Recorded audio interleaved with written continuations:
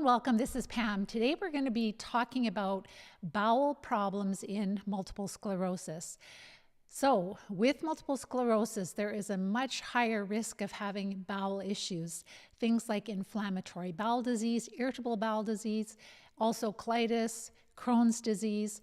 What's so interesting is that people that are later diagnosed with multiple sclerosis, they will have bowel issues years before their diagnosis. So why is there such a huge connection between bowel issues and multiple sclerosis? Even things like constipation and incontinence. It's shocking how much higher of a risk we have for these bowel issues when we have MS. Well, we'll be talking about this today, why there is such a higher risk of bowel issues with multiple sclerosis, and also what's causing it, and how to treat it, how to recover from multiple sclerosis.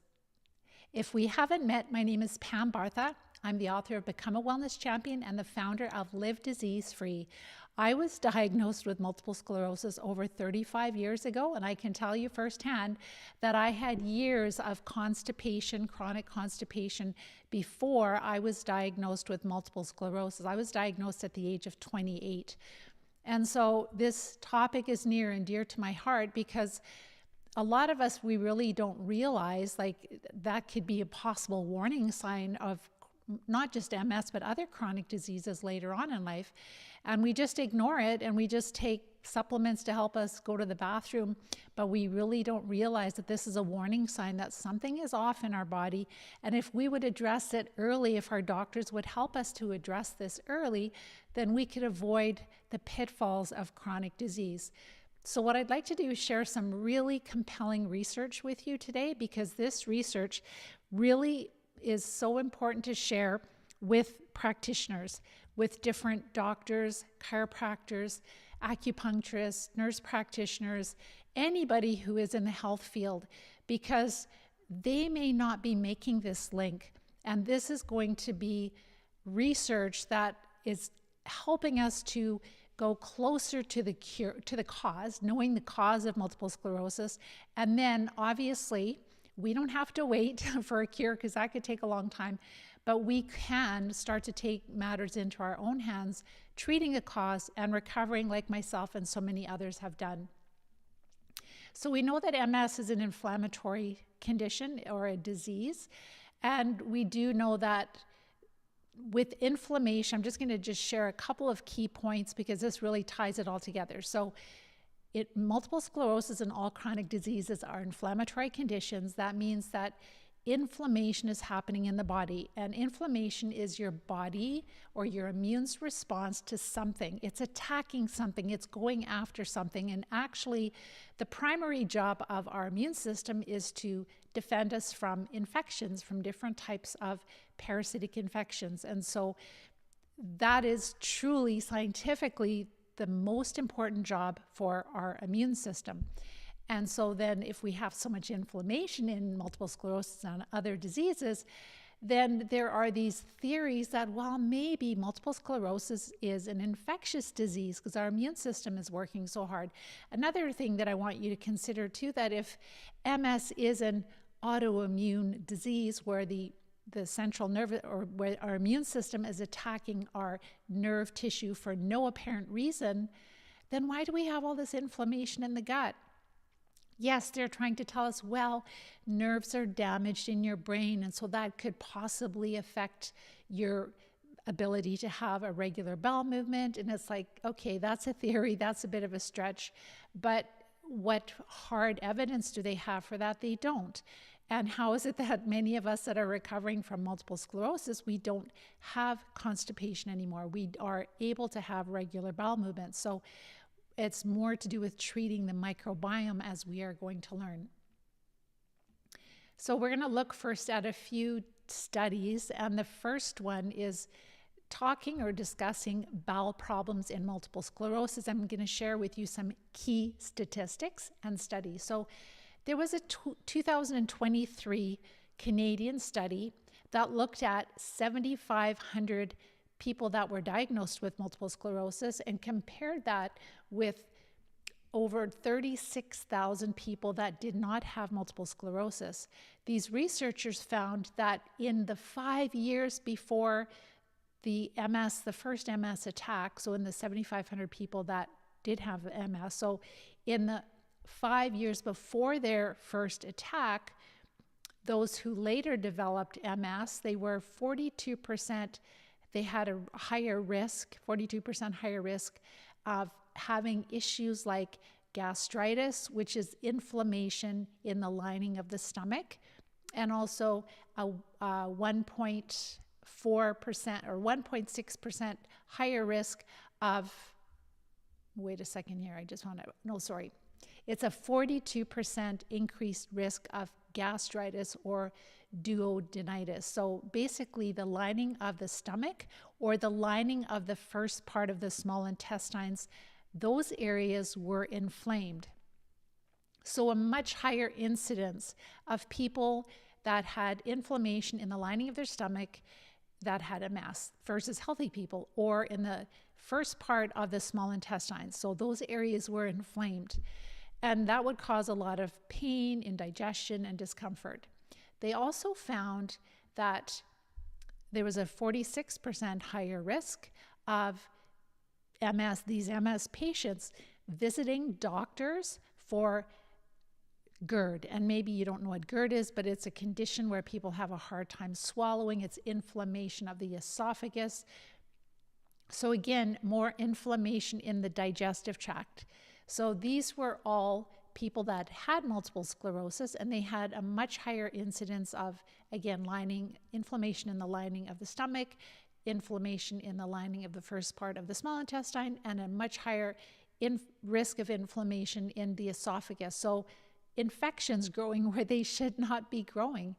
And we do know that the most common cause, or a really high cause, I mean, sure, it could be tons of alcohol or certain medications, but in the average person that's not taking a lot of alcohol and medications, the biggest cause of these conditions would be infections. They know that in science. And so when people have GERD, they have a really hard time swallowing. They get acid reflux. They end up getting put on medications that actually decreases their acid even more. Their stomach acid is a proton pump inhibitor, which actually is good for the parasites because they don't like the acid, so it actually makes matters worse for people. And they can suffer with things like nausea and vomiting. So this study, this 2023 study, they concluded that GI, so gastrointestinal symptoms, are a common warning sign of multiple sclerosis onset, meaning that if people have a lot of gut issues, like these types and others, then doctors should keep an eye out for multiple sclerosis diagnosis in the future. And then another study I wanted to share with you, a 14-year cohort study. So they reported almost 1/3 of MS patients experienced bowel symptoms, so like poor digestive symptoms, bowel problems, 1 to 3 years before their first MS attack. And this was over 14 years, a follow-up study. Researchers found that the average time between the first bowel symptoms and the first MS attack was under 4 years. Now, I find that really interesting because to me, that sounds like maybe for some people, like it's maybe one type of parasite is more commonly causing MS because they would have had this, becoming infected within 4 years. But for myself, I know that I had years and years of constipation, so I don't know. Maybe that's like the average time is what they're talking about. Pre-MS fatigue and sensory disturbances were strongly associated with bowel symptoms. Maybe let me know if you had any digestive issues years before MS. Let me know if you used a lot of antibiotics. Like, this is where we can have some good discussions going in the comment section, and people can share, like for myself, I would have a bowel movement once a week, right? And that is not good. And I was reading, of course, what the medical sites say, and they're like, oh yeah, well, you don't have to have a bowel movement every day. That's not necessary. Once every 3 days is fine. But, maybe if it's like once a week, that's not often enough. But honestly, it is super important to have daily bowel movements. It really is, because when your body has taken all the nutrients out of your food, that waste should not be staying in your digestive tract. It should be released. You don't want it to be fermenting more and providing food for different types of bad microbes. You want it to be going out. So let me know if you're one of the 50% or more of people that are dealing with different types of bowel issues, digestive issues, if you have multiple sclerosis. So over a 14-year follow-up, the researchers found that the average time between the first bowel symptoms and the MS attack was under 4 years. And I said the pre-MS fatigue and sensory disturbances were strongly associated with bowel symptoms. So again, very strong, compelling research on that. And then another UK study revealed that constipation affected 29 to 43% of MS patients, while fecal incontinence affected over 50% of MS patients. So over 50% of MS patients are leaking stool. They're not able to hold their stool. That's a really awful thing, right? It's awful. Many participants noted that bowel management significantly impacted their quality of life. Well, of course it would. And it was so dramatic for them that it was really comparable to the mobility issues that they dealt with MS. It's interesting. I don't know, let me know, does your doctor care about this? Do they ask you about this? Because it seems that it would be a really awful thing to have as a person if you're dealing with that incontinence. And so it said, yet effective management strategies were limited. And then so now I wanted to just share some common GI symptoms, so gastrointestinal symptoms in multiple sclerosis. So this is what's being reported. Report at least one of these symptoms lasting 6 months or more. So this is other research that shows that these symptoms are really common in multiple sclerosis. So difficulty swallowing, and heartburn, nausea, abdominal pain, bloating, diarrhea, incontinence, and that's the fecal incontinence, and also constipation. So the link between multiple sclerosis and inflammatory bowel disease is pretty significant also. So that's things like irritable bowel, but also colitis and Crohn's disease. There was a 2017 review. They looked at a lot of different studies, and it showed that multiple sclerosis and inflammatory bowel disease showed that MS and inflammatory bowel disease patients were 50% more likely to develop the other condition. So if you had inflammatory bowel disease, you were 50% higher risk to develop multiple sclerosis. But if you had MS, you had a 50% higher chance to develop inflammatory bowel disease, which would be things like colitis and Crohn's disease. So that's interesting. So not everybody that is diagnosed with MS would necessarily show the inflammatory bowel disease, the full, you might have symptoms of gastrointestinal condition, but you might not have a inflammatory bowel disease until after your MS diagnosis. Could go either way. 2024 German study reported that Crohn's disease and ulcerative colitis patients had a significantly higher risk of developing multiple sclerosis within 10 years of diagnosis, with male patients showing a stronger association. At least 20% of MS patients with irritable bowel syndrome, that's more than double the rate in the general population. So what's causing all of this? What is causing us to have all of this inflammation in our intestines, in our digestive tract? If we talk in the medical arena, it's just, inflammation is all part of disease. We don't really know what's causing it. Your immune system is kind of attacking your own tissue. We really don't know why. we have like over 80 autoimmune diseases where our immune system is just attacking our different parts of our body and tissue for no apparent reason. We're not moving anywhere with our healthcare system. We're stuck, we're gridlocked, and we're stuck in this way of thinking that there's nothing we can do. We just have to suppress the immune system because for some reason the immune system has gone haywire. So that's one world. That is our standard of care. And then you can look at this whole other area where there's science, where there's research, where there's common sense, and they know that many different parasites cause all kinds of inflammatory conditions in our digestive tract. Worms, protozoa, bacteria, fungi, all these different types of microbes. I call them parasites because they live in us, they cause us harm, especially if they're in higher populations than they should be. And so there's tons of research showing that they cause inflammation, they can cause blockages, they can cause compacting of our stool, like diarrhea, incontinence. They're linked with all of these different conditions.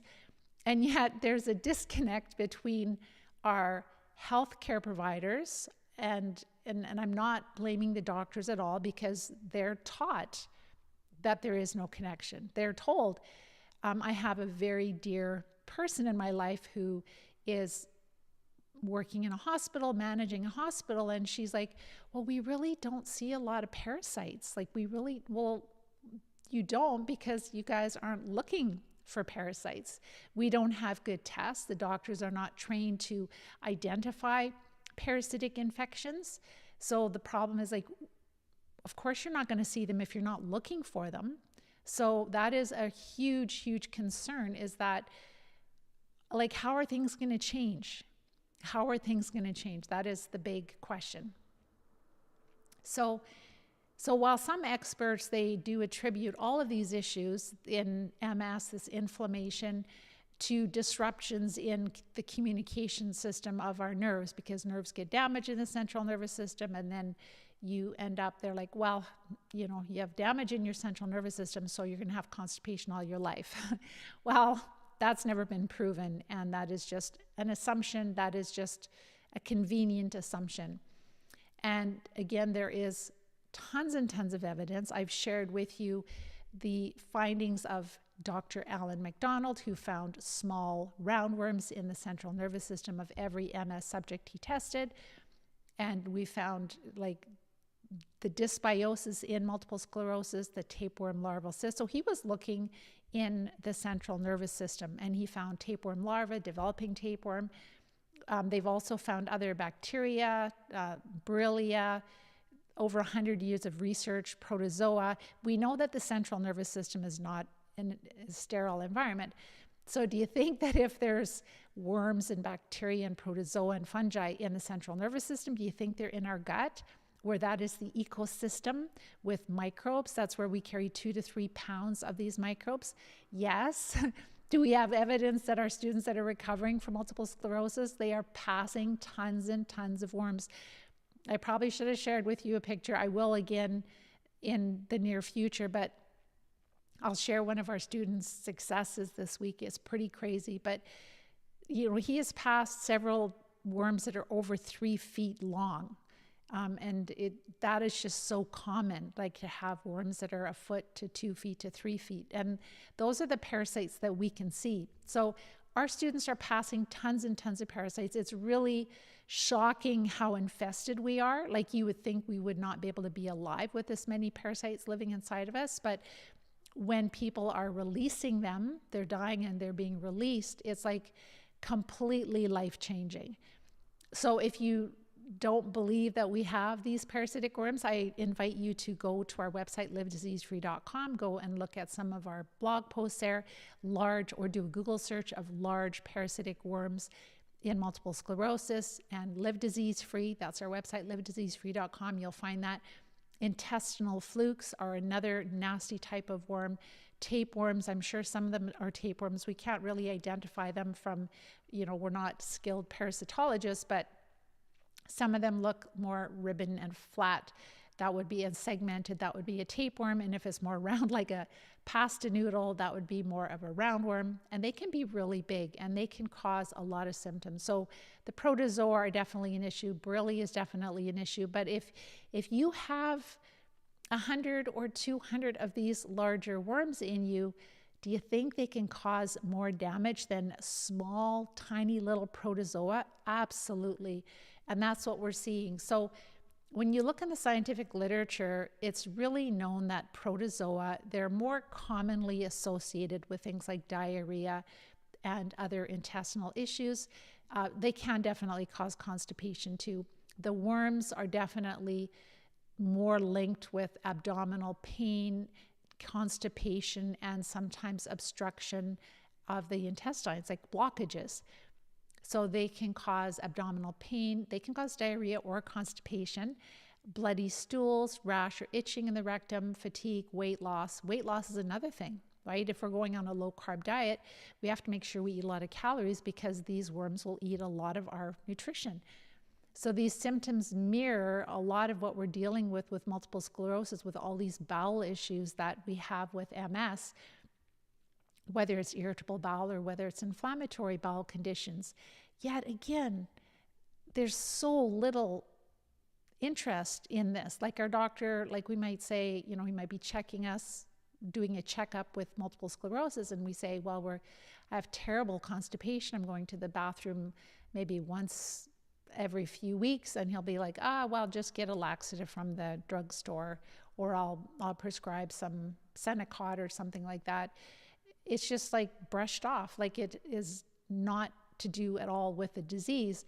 And yet it is so awful when you don't have a bowel movement for weeks. It's awful. And or if you are out and about and then you're just leaking stool, even if you're wearing Depends, it smells. It just smells terrible. So it really impacts people's life, and it is really pointing us to what is causing multiple sclerosis. And this is what we want. We want to know what's causing MS because we want to treat the cause. We want to recover. We don't want to live on disease-modifying immunosuppressive drugs for the rest of our life. Do you agree? That's what we want. And we have to start demanding, and it's only going to come from the bottom up. Number one, it's going to come from people like you sharing this information with other groups, with practitioners. We have people all over the world that are practitioners that are starting to see all of the research that I'm doing, and they're really excited about it, and they're embracing it. They're getting their patients to start lowering their carbs, and they're noticing significant symptom improvements. I'm going to share that with you in a minute. They're also, starting to treat parasites. Before it was all about Candida and Borrelia, Lyme disease, and now they're like, oh, I guess the herbs are not enough to treat all of these worms, these really big worms, and the larvae that are in the central nervous system. No, we have to use an integrative approach of parasite drugs, herbs, and oxygen therapies to really get the job done. So tapeworms, abdominal pain, nausea, diarrhea, constipation, roundworms, again, abdominal pain, nausea, vomiting, alternating between constipation and diarrhea. There's that incontinence, right? Bloody stools. And then H. pylori, which is really linked with all of this GERD and stomach inflammation and acid reflux. We don't need proton pump inhibitors. We don't want to decrease our stomach acid. We actually need to increase. Talk to your practitioner about that. We have a shortage of stomach acid, and then that is why the bacteria is starting to grow, and that's because we've been in a chronic state of inflammation. Then our stomach acid goes down even more quickly than just us getting older. And then there's these flukes. They are so pro-inflammatory. I know firsthand because they have been one of the biggest causes of my symptoms in the past. And I don't know if they're intestinal flukes or liver flukes. I think they're intestinal for me. They're quite large, but they cause a lot of abdominal pain. They can cause diarrhea, but they can also cause constipation. They cause edema. They can cause all kinds of other neurological symptoms. Giardia is another one, terrible it's really common in North America, stomach cramps, bloating, nausea, diarrhea, but also in chronic cases can cause constipation. So there are numerous, this is just easy to find research. You just look up these parasites and they're linked to, like, can they cause compaction of stool? Yes, they can. Can they cause constipation? Yes, there's study after study after study. And yet, so we have all of these issues of constipation, diarrhea, fecal incontinence, gas, bloating, all of these digestive issues years before the MS and while we're dealing with MS and other chronic diseases. And we know that parasites cause all of this. And then the third part is we know that parasites are in every country. Otherwise, we wouldn't have to treat our pets, right? We would not, they're everywhere. They're in our soil. They're in our pets. If you eat in a restaurant, they come in on produce from other countries. They're on our produce. So it's part of life, but we have ignored it because we've ignored parasites in humans. This is why we have so much chronic disease in humans. So we do have the research showing that there is this huge link with bowel problems and multiple sclerosis and other chronic diseases. We know that there are parasites in our environment that, I have dogs, we have sheep, we have horses. We have to treat them for parasites regularly, but we don't treat ourselves. Does that even make sense? So we know that they're in North America and developed countries, in every single country in the world.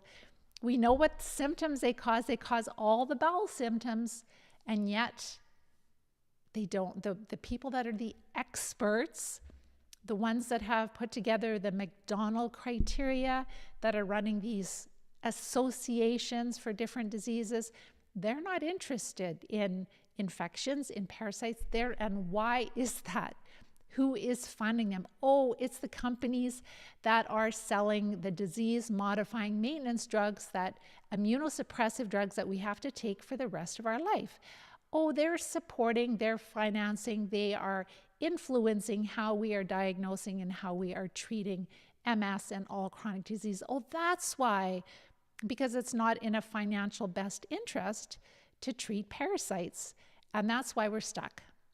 So you get two options. You either live in that system and you carry on and you keep taking the disease-modifying immunosuppressive drugs and you become more and more disabled, or you do your own due diligence, you take charge of your health, you become your own healthcare advocate, you learn how to work with your practitioners in a partnership way, you're looking out for yourself, for your best. You start to learn from me, you start to learn about the different types of infections that are involved. You start to change your diet. The Live Disease Free diet is on our website, livediseasefree.com. It's free. You can go there, you can print off the cheat sheet, you can get the right foods in the house, you can watch all the videos there about what I eat and what you should eat and what you shouldn't, what feeds the parasites, and of course, take a supplement to make sure you are having daily bowel movements. But with the diet, you're going to notice already that you're feeling a lot better, because when you decrease the food to those parasites, you decrease the carbs, you will be going like, oh my gosh, like what is happening? I'm feeling so much better already. Yes, they do make you crave sugar and carbohydrates like a drug addiction. So are you going to let them have their way with you, or are you going to be the one that says, no more? I want my life back. This is my year. I'm taking it back. So start with that. And then when you need help, if you need support, if you can't find a doctor that will help you, this is what we can help you in the Live Disease Free plan. Watch my free training. Once you've done watching that, you can book a time to chat with me to make sure it's a good fit. And I would love to support you. And I'm going to share some amazing successes of students that are on that journey right now.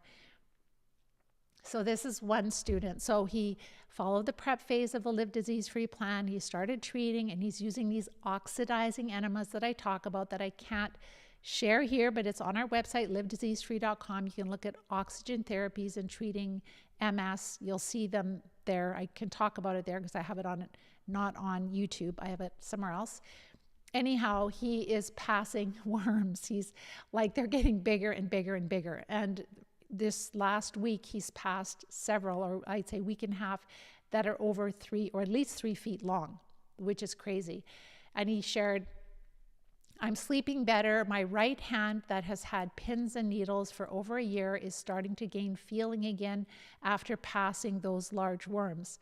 So he went and had a colonic done, and this lady was very gracious and let him put this oxygen water into the colonic machine, and he passed 2 really large worms. He said, the lady that did the colonic noticed that I passed 2 worms that were 3 feet long. They were longer than her viewing tube. And I also passed a lot of other ones that were smaller than those 2. It was insane, he said. And then at home, he sent me a picture. I tell my students, like, we need to be scientific. So when you pass the worms, you need to lay them on parchment paper or tinfoil. You need to put a ruler or tape measure beside them. You know, they're clean. It's really easy to see them. It's really good for doctors and healthcare professionals to see this evidence.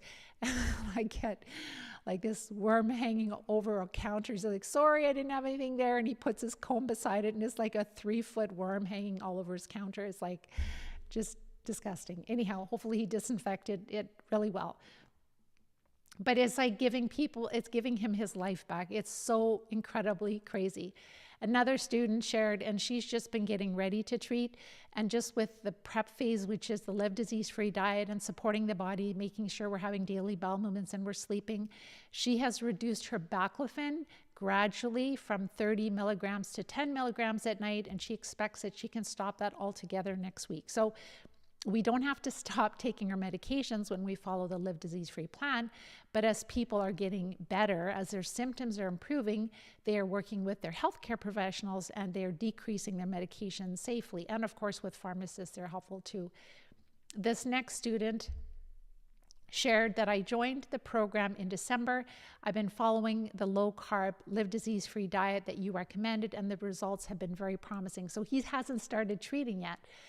So again, these people all have digestive issues, constipation like crazy usually, or incontinence, or a small number of them have diarrhea before they start treating. So one particularly troubling symptom that he used to have was severe leg twitching, especially at night before bed. I vividly remember reading a bedtime story to my kids while struggling to control my involuntary kicking leg. Remarkably, this symptom disappeared within just 3 days of following the live disease-free diet. It was incredible, and it brought tears to my eyes. I've been actively working on my health for some time, even before he started this program. I've taken steps to reduce all of the EMF and RF radiation exposure.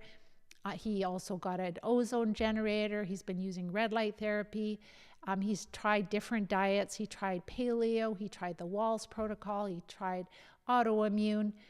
Despite my efforts, I always felt something was missing. Your perspective on infections is truly the missing piece of the puzzle for me, and I'm so grateful for the knowledge and clarity that you provided. I am excited to see what happens once I start treating the parasites. I'm ready to begin. So it's crazy, like when our students, especially the students that have MS that are maybe not as disabled as some of the other students, they're like, well, I might have some worms, I might have some parasites, but probably not that much. And then they go through the plan and they're like, oh my gosh, my husband and I could not believe what's coming out of me. Like, I just cannot believe it. Like, they're just horrified. Like, you get desensitized. These worms are dead. They don't hurt. That it's so funny because I hear this over and over again. And it is so exciting when you actually start to see why you're feeling so terrible. And I always I'm researching all the time, and I know that they found that the protozoa, the malaria, Babesia protozoa in the early 1800s, 1900s in MS, and Borrelia years ago too. And yes, they should not be in the central nervous system, and yes, they can cause all of those symptoms. But man, if you have 100 or 200 worms inside of your gut, they're going to cause a lot of symptoms, neurological symptoms, brain symptoms, mobility symptoms. Also, It is so shocking. Yes, we still do have to treat the smaller parasites, but it is so shocking how many parasites people have. And because we're in the trenches with these students, we see how infested we are. Like, it's really quite shocking. It's actually so disappointing because this is something that our healthcare professionals should be helping us with. This is something that they have missed the boat. They have fallen short. And sure, they can say, well, I was never taught that. But once you hear this, if you're a doctor, if you're a healthcare professional, it is your responsibility to make sure that this is not what your patient is dealing with.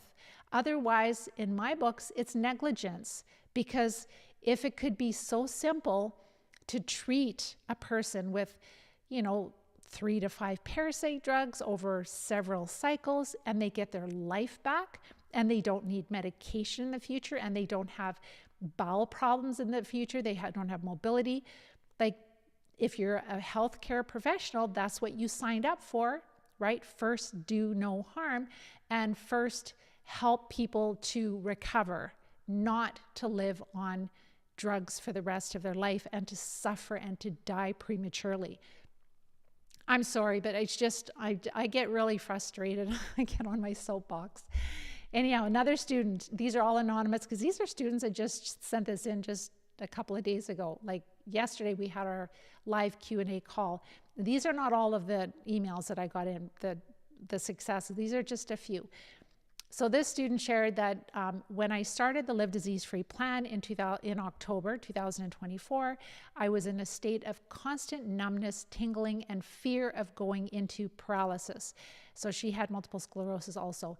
Everything that would startle me would send me into paralysis. And I find that really interesting. Like, why is it that when people that have MS, when they get really stressed suddenly, that one of their limbs can go just hard, straight, can go into like lock up.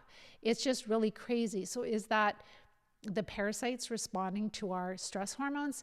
Is it, just like over the top inflammation in our body, like adding the stress hormones into it? But the stress hormones probably have something to do with it. Everything that would startle me would send me into paralysis. I was so nervous.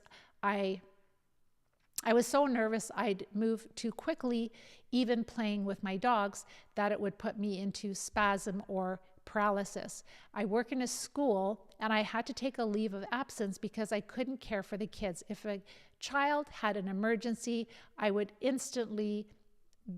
send that stress into my body and she would be at risk of having that paralysis. My first month in the Live Disease-Free plan, I improved dramatically with the diet, the Live Disease-Free diet changes. I was less irritable and the symptoms only became tingling and burning. So her other symptoms of the paralysis must have settled down.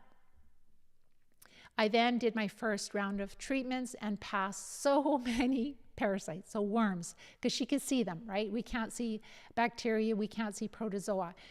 I couldn't believe it, but boy, did I feel so much better. I'm still treating, but I'm no longer afraid that I'll spin into paralysis. I don't have constant burning and tingling anymore. I can live a normal day-to-day, and I'm actually going back to work, going back to my job in school in a couple of weeks. I play volleyball and I run, and last fall I was having such a hard time. My legs would barely move for me to play the game I love, and now I'm back to running, and I know that I'll be able to play volleyball in the same as I did before. Just looking forward to the next session. Awesome. Looking forward to the next season of volleyball. Amazing. So these are just, all right, I'm not done here. I'm so incredibly thankful for all that I've learned from you. Thank you again. May God continue to bless you and your work and your family. Another student shared that I actually did not put her successes there. Let me see if I can find them over here, because hers was pretty neat also. Just one second. Another student, just with the diet, my joints continue to be quite good, little to no inflammation. Urination continues to improve, about half of what, like getting up less than half of what she did before. Good sleep. And then her eczema on her hands is going away. So this is just with the diet. It was pretty bad, rashes, bumps, and patches, discolored skin. Feels like it's going away for good. She's had that for 30 years, tried all kinds of different treatments and worked with different consultants, and she is actually, it's going away. Okay, I'm just trying to find that other person. I was going to add her in because she is another amazing student. So here's another one that's great that I wanted to share with you. So she is recovering from MS. So today I had a surprise visit from some friends, and we sat and chatted for an hour and a half. After the visit, I was not tired or fatigued at all. This is a new discovery for me. Also, all week long, my toileting transfers have been safe and strong, and I'm getting more confident in my ability to stay strong while treating, and also will probably start on the next treatment cycle right away. She also, let me just see here. These are just so amazing. Let's see, where is she? Oh, I don't have it there. Just a sec. The 20th. There we go. That was. Okay, I don't have it here. Shoot. Okay, I'll share them with you next week. But you can see that they are absolutely amazing. Another student shared, thus far I've continued on the diet and I'm doing better and I'm sleeping and I'm feeling better overall, better sleep, no pain throughout the day, really a lot more energy. And that's even while she's treating. So she is passing a lot of different parasites. All right, so I get these every week from my students. They send them in every week, and it is so incredibly exciting to hear their successes. I absolutely love it. And this is something that you can do too. You can be a wellness champion. You can start treating. This is the life that you should be having, is getting your health and your life back. One last little quick check because it bothers me. Okay, so this is what I wanted to share with you. So this is not just multiple sclerosis. So this is a student that joined, and she has, I didn't even know about this disease. It's called Charcot-Marie tooth disease. They say it's hereditary, but she doesn't have any family history of it, and she had negative tests for the genes that they say will cause this. So this is where, is it hereditary or is it parasites? So I always like, if you have a lot of symptoms of parasites, just treat parasites and see how far you can go. So the doctor said that, looks like you don't really have any evidence that, that you got the genes or that you have any family history, but this is probably what you have. So she joined the program. She used to have symptoms, a lot of nerve pain, which would move around in the body, also muscular atrophy, hand and foot coordination and strength was lacking, drop foot. So a lot of symptoms that we would see in multiple sclerosis or other chronic diseases. And sleep was also a huge struggle, waking up several times at night with terrible leg cramps and tremors. She had also had a lot of tremors, numbness, itching, general pain. And so we're told that we have to live with this for the rest of our life. Usually could fall back asleep, but struggled to wake up in the morning. Had trouble swallowing, again, slurred words, so couldn't speak very well. Eye problems. One eye remained, my right eye sometimes would remain closed after and then would open, and her face was slightly drooping. So just poor girl, like suffering with so many different issues. So she said that she didn't get that, remember in the last couple of years, we all were supposed to get this something, and she didn't get that one. But when she was training to be a police officer 20 years ago, she was in the police academy, and she did have multiple vaccines back then. Didn't know if that impacted it. She just shared that with me. But so she's been going through the prep phase and just getting ready to treat. So this is getting the bowels moving and getting sleep and getting the carbs really nice and low. And she said that just the sleep aid has really helped her out a lot. She says she still has leg cramps in her sleep, but the other symptoms, the itching, the aching, and tremors are better. The tremors, which really freaked her out because she felt like she was having a seizure in her sleep, they are completely gone with diet. Tremors completely gone. And she said, my legs do feel better. The diet has completely taken away the trouble for swallowing, which may have been GERD issues. And her tongue no longer gets tired. Even after talking for a long period of time, my fatigue is better. Not fantastic yet, but better. Also, she doesn't have the twitches very often, and which would occur multiple times in the day all over her body. Her eyes still does not cooperate in the morning, but that is huge. So like a genetic inherited disease that she can do nothing about, and just by starting to change her diet, she's proving to herself that she's dealing with a parasitic infestation. And as she starts to treat, she's going to have a lot more symptom improvement.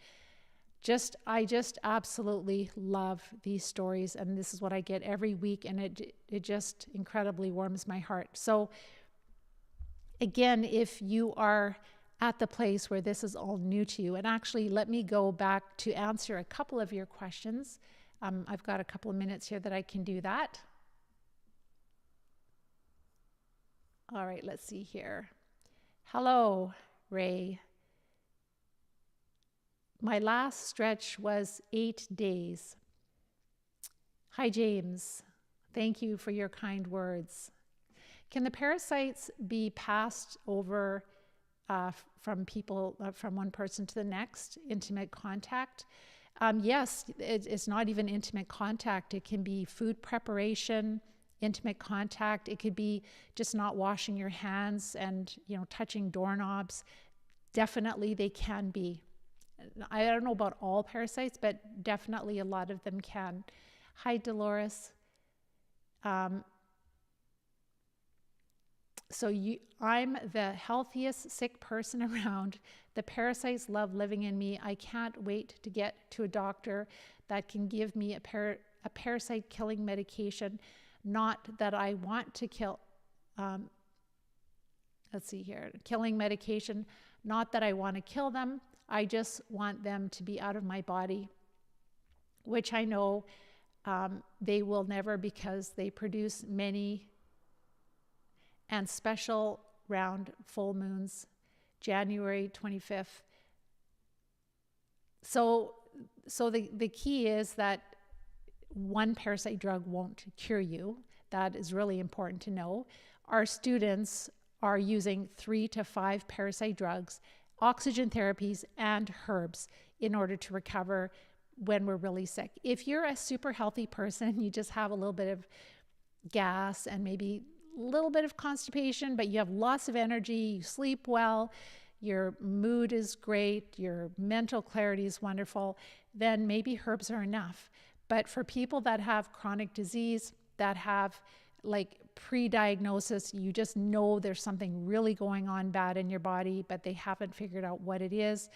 We have not found that just one parasite drug or even herbs on their own are effective enough to treat these parasites. It requires a combination of drugs, like a better killing effect. And then also just to know that when we're out of balance, we don't just have one type of parasite. We can have bacteria, we can have fungi, protozoa, and worms all at the same time. And we usually do. It's kind of like if you go outside and you don't take care of your lawn, you don't just get dandelions, you don't just get thistles. There are many different types of weeds that move into the lawn that you have to treat. So it's the same thing inside of us.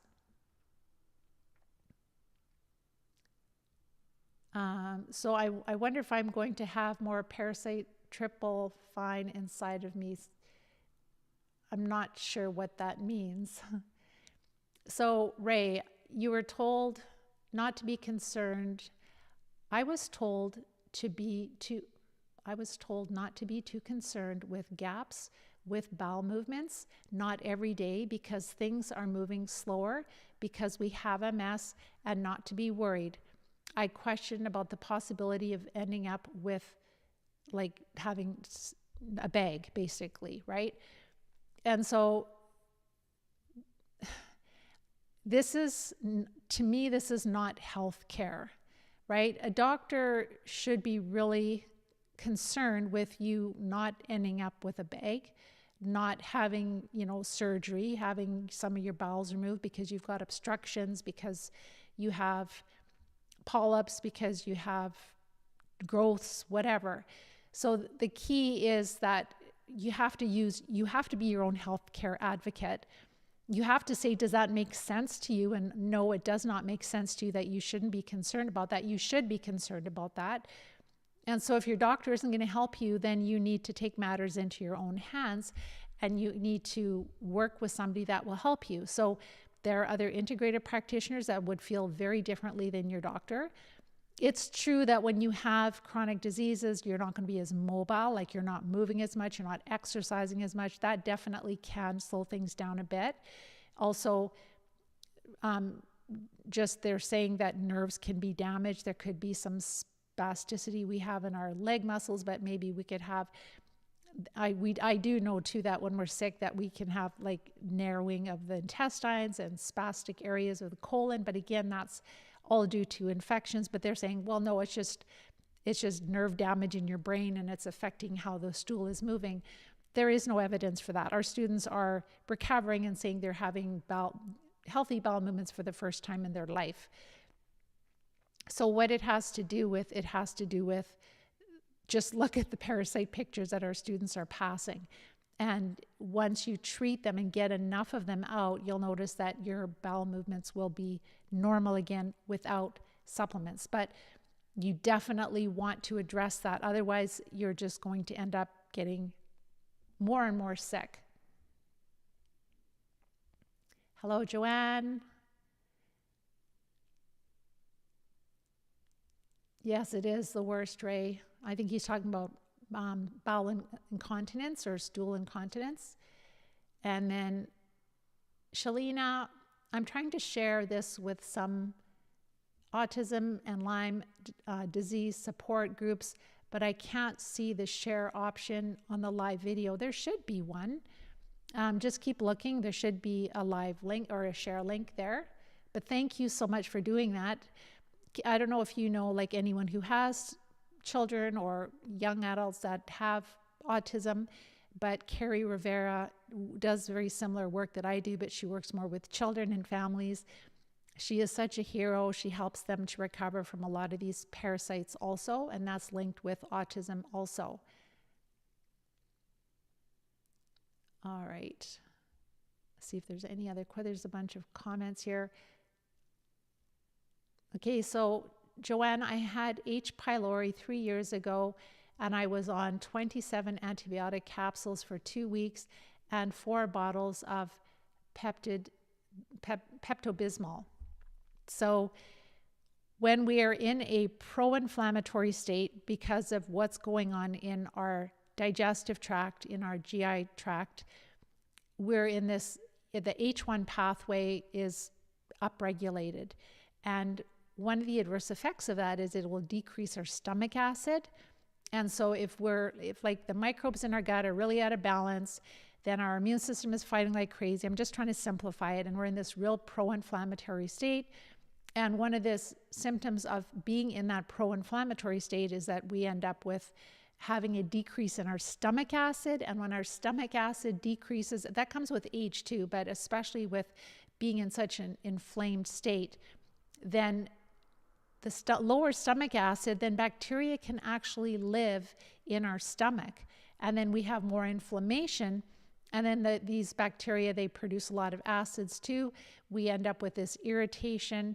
And the doctors say, oh, you've got too much acid, when in fact you have bacterial infections. And so just going on a whole bunch of antibiotics, like sure, you might need to treat it, but then you need to build back your stomach acid up a little bit. So actually people will take supplements of betaine HCl, just enough so that they're feeling better and digesting their food well. And then they need to treat their gut. They need to decrease the inflammation in their body, and then they don't have that in the future again. But if they don't, it's going to flare again, and eventually you're going to end up with GERD, and then eventually you end up on a feeding tube, and then you're just drinking these horrible chemical soups. Like, I'm not going to say the brand name of them, but they're just like they look like milk, the color, but they're just chemicals and sugar. Like, there's no natural vitamins in them. And it's a meal replacement. It's called chemical soup in my books, and you live on that until you die. It's just brutal. And then you can't swallow anymore. You can't enjoy food. It's awful. And I've seen this too many times in people. I see them when they come to me when they're at that stage. So parasites are there to clean up, has zero to do with MS. Darren, the science does not agree with you. And like people like myself that have passed, like if you want to ignore that, you can just go somewhere else. But the science, the research, and even our experiences that those of us that have recovered, it definitely shows that yes, we do all have parasites, but some cause more disease than others, and it depends on the level, the population in our body. And it's just known in science that parasites cause disease. And why do you think we deworm our pets? You're so very welcome. Thank you so much for all your kind words. I really appreciate it. And then there's a few more here, but I'll just go over this last two here. So yes, I have been suffering from bowel issues and gastric issues, swallowing issues. It's become crippling. Beth, you need to take a different path. You can save your life, but you're the only one who can do that. And in the Julia, you've changed your diet and you've done everything you can think of, but you still have, you're still so constipated. No, you haven't. If you would have this is where you need support. Like, you need support to help you through this process. So make sure that you get support, whether it's from a doctor, from a healthcare professional, integrative, if they don't know how to help you with this.